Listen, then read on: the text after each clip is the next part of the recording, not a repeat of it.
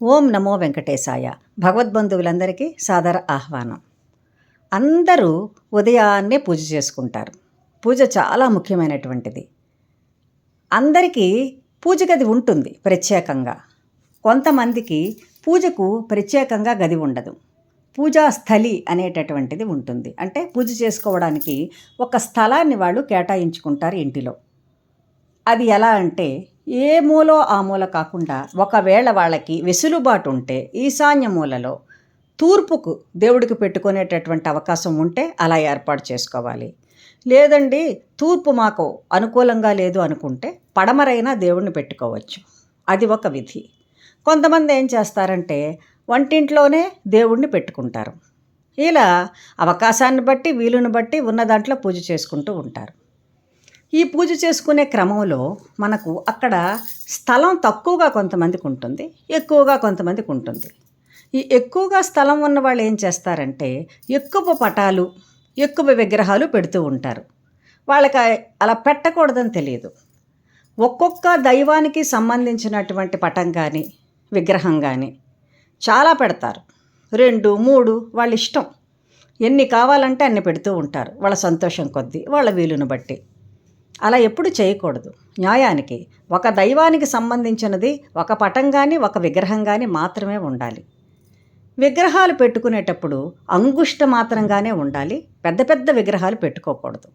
పెద్ద విగ్రహాలు ఎవరు పెట్టుకుంటారంటే నిరంతరము పరమాత్మని సేవించుకుంటూ ఉపాసించుకుంటూ మహానివేదనలు 3 పూట్లా పెట్టుకుంటూ ఉండేవారు మాత్రమే అలా పెట్టుకోవచ్చు.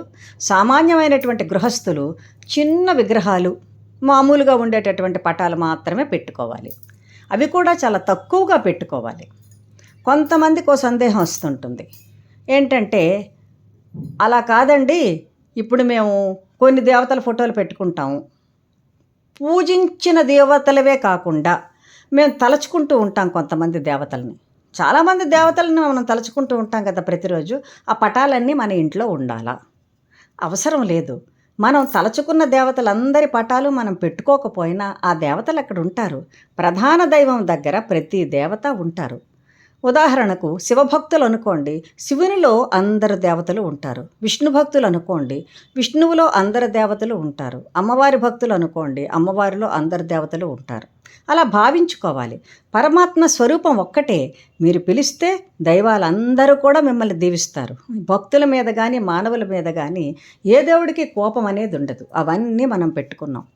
సాధారణంగా చాలామంది విష్ణు భక్తులు అనుకుంటూ ఉంటారు, మనం శివుణ్ణి తలుచుకోకూడదు, శివుడిని అస్సలు తలుచుకోకూడదు, విష్ణువునే తలుచుకోవాలి. అలా ఎలా తలుచుకుంటారు అని శైవుల మీద వీరు విరుచుకుపడుతూ ఉంటారు. అలాగే శైవులు కూడా విష్ణువుల మీద అదే పని చేస్తూ ఉంటారు. శివకేశవుల మధ్య ఏ విధమైనటువంటి విభేదం లేదు. పరమాత్మ తత్వం ఒక్కటే, వాళ్ళు ఒక్కటిగానే ఉంటారు. కానీ ఇక్కడ అజ్ఞానంతో మానవులు మాత్రమే ఆ పని చేస్తూ ఉంటారు.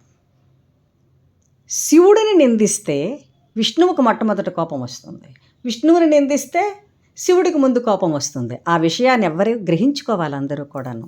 శివకేశవులనిద్దరినీ కూడా తలుచుకొని పూజించుకొని వాళ్ళిద్దరిని బాగా చూసుకుంటేనే ఇద్దరు అనుగ్రహం అందరి మీద ఉంటుంది. ఆ విషయం గమనించాలి. ఈ కాలంలో అందరూ అది తెలుసుకున్నారు. సరే, అయితే ఈ పటాలు పెట్టుకునేటప్పుడు చాలా జాగ్రత్తగా ఉండాలి. ఎంత తక్కువ పెట్టుకుంటే అంత మంచిది. కొంతమంది ఆడంబరం కోసం చాలా బాగుంటుంది, చాలా పటాలు పెట్టుకొని నిండుగా పువ్వులు పెట్టుకొని అలంకరించుకొని ఆ పూజ గదిని కళకళలాడేటట్టు చేస్తారు. ఫోటోలు తీసుకుంటారు, అందరికీ చూపిస్తారు. అది మంచి విషయమే. ఈ రోజుల్లో అమ్మాయిలకు ఆ శ్రద్ధ ఉండడం లేదా అబ్బాయిలకు ఆ శ్రద్ధ ఉండడం అనేది చాలా మంచి విషయం, మనం ఆనందించవలసిన విషయం. కానీ వాళ్ళు చేయగలిగినంత కాలం ఆ పని చేయగలుగుతారు. ఒక్కొక్కప్పుడు వాళ్ళకి మళ్ళీ ఉద్యోగాలు ఏమన్నా వచ్చాయనుకోండి కొత్తగా, వాళ్ళు ఉద్యోగాలకు ఉదయాన్నే వెళ్ళాల్సి వచ్చినప్పుడు అంత పని చేయలేరు.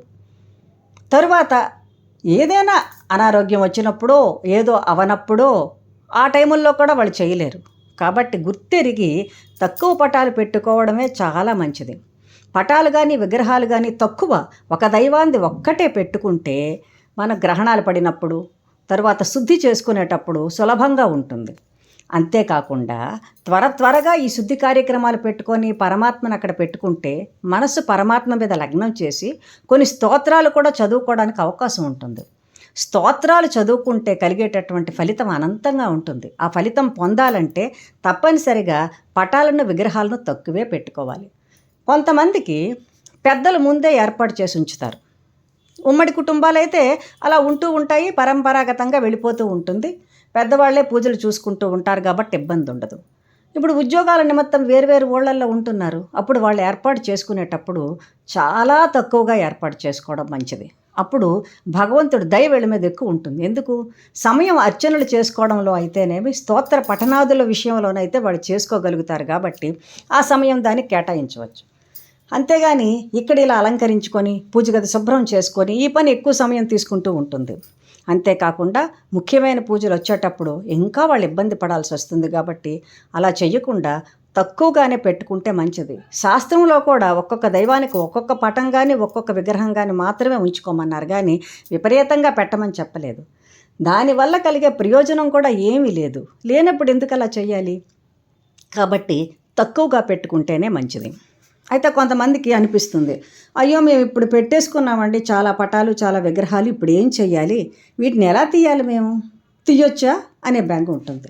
ఏమి ఇబ్బంది లేదు. మీరు ఒక మంచి రోజు చూసుకొని ఎక్కువగా ఉన్న పటాలని, పూజించిన పటాలను ఏమైనా ఉంటే తీసేసి పక్కన పెట్టేసుకోండి. ఆ తరువాత ఎప్పుడైనా చూసుకొని వాటికి ఉన్నటువంటి అద్దాలను తీసేసి లోపల ఉన్నటువంటి అట్ట ఉంటుంది కదా, ప్రతిమ రూపంలో ఉన్నటువంటిది, చిత్ర రూపంలో ఉన్నది, వాటిని గంగలో తీసుకెళ్ళి నిమజ్జనం చేసేసుకోవచ్చు. అసలు పూజించమనుకున్న వాటిని మరి ఇంట్లో ఉంచుకోకపోతే మంచిది. అలానే వెంటనే చేయాల్సిన అవసరం ఏమీ లేదు. ఒక చోట పెట్టి మీకు వీలున్నప్పుడు ఆ పని చేయవచ్చు. మరి నిర్మాల్య పుష్పాలు అవన్నీ కూడా తీసుకొని వెళ్ళి గంగలో నిమజ్జనం చేసినప్పుడు అలా చేయండి. అద్దాలతో కనుక చేశారంటే అక్కడ ఎవరికైనా గుచ్చుకుంటుంది కాబట్టి ఆ పని మాత్రం చేయకూడదు. అద్దాలను తీయించేయాలి ఆ షాప్ వాళ్ళ చేత. వీలుంటే మనం తీయడం, లేకపోతే షాప్ వాళ్ళ చేత కూడా తీయించేయచ్చు. చిన్న చిన్న విగ్రహాలు ఏవైనా ఉన్నాయనుకోండి, ఇత్తడివి, అవన్నీ ఎవరైనా కావాలంటే ఇచ్చినా పర్వాలేదు. అమ్మ మన పూజ గదిలో పెట్టుకున్నాం, ఎవరికి ఇవ్వకూడదు అనేది ఏమీ లేదు.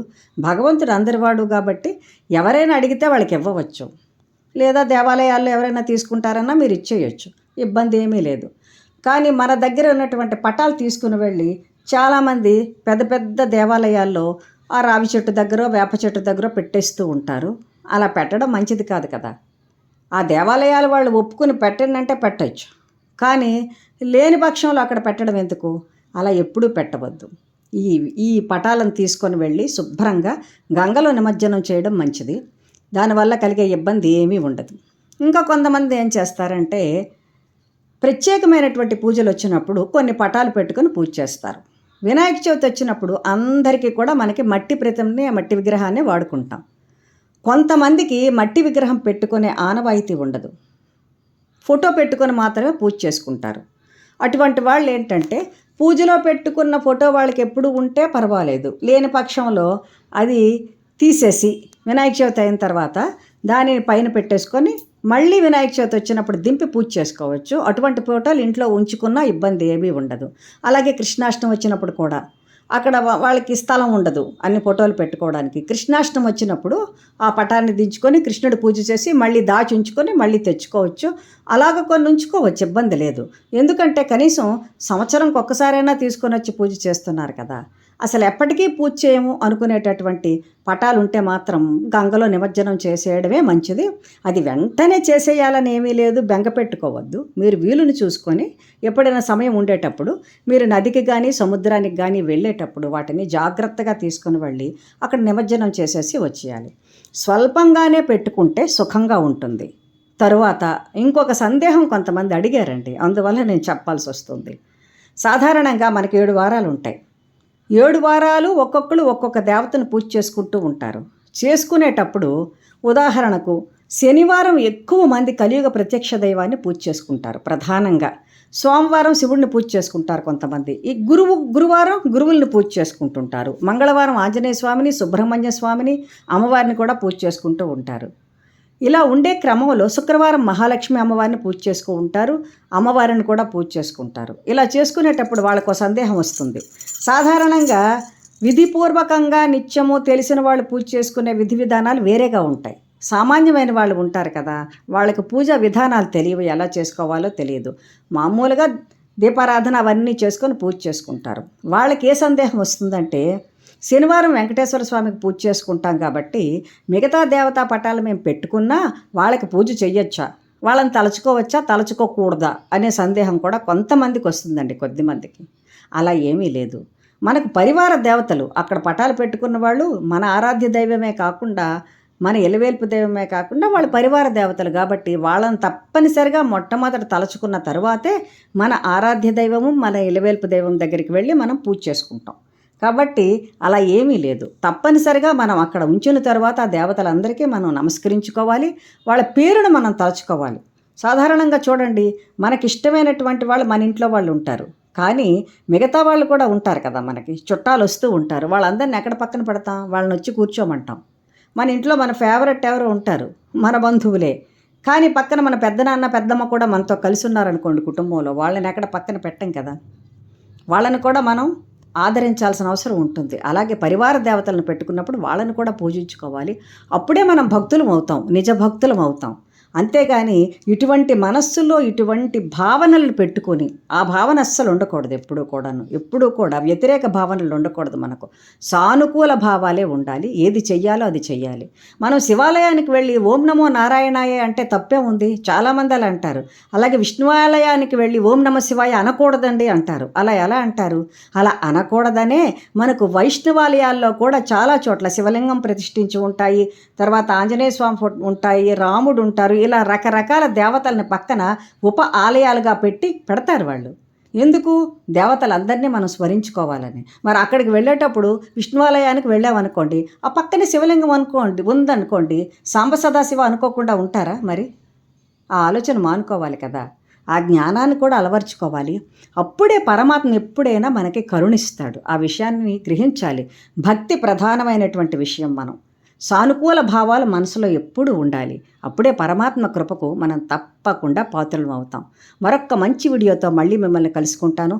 సర్వం శ్రీ వెంకటేశ్వర చరణార్పణమస్తు. స్వస్తి.